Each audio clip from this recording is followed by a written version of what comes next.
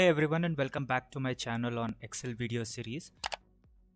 In my last video, we saw specifically how to select a row and a column, how to hide and unhide a row, how to delete a row and a column, and all these using keyboard shortcuts.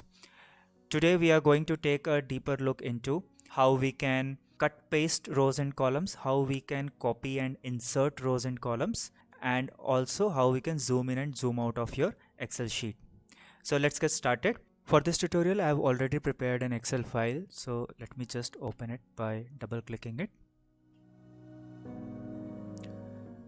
So this is some random data about different cities across the world. If you remember from my last video, the shortcut to select a row is Shift Spacebar. So if I have to select row number 5, I will need to press Shift Spacebar and it will select the entire row. Similarly, if you want to select a column, the shortcut is Control Spacebar. Now, this tutorial focuses on how you can cut paste a row and how you can copy and insert a row between two different rows. Similarly for the columns also. So let's say I want to create a copy of row number 11 and I want to insert it between row number 5 and 6. So to copy the row, first I'll need to select the row, press Shift Spacebar, select it and press Ctrl C to copy it.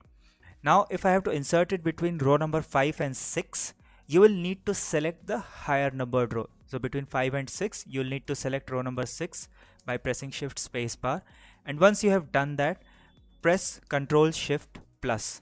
And that will insert the row number, previously the row number 11 between row number 5 and 6. As you can see that the data is exact same. Similarly, if you have to copy, paste and insert a column between two different columns, let's say I want to create a copy of gender ratio. So first I'll need to select it using Control Spacebar, and then I'll need to press Ctrl C to copy it, and I want to place it between column B and C. So which is the bigger column? The column C is a higher order column, so you'll need to select column C and press Ctrl Shift plus.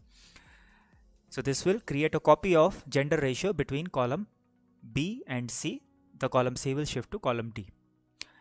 Now next is, this was copy pasting. That means the original row or column remain as it is, just get shifted either towards the left or towards the down, and a copy is inserted between the selected rows. Now let's say I want to move the column G and place it between column A and B. So first you'll need to select the column by pressing Control Spacebar. Till now we were using Control C to copy, but now you will use Control X to cut the column.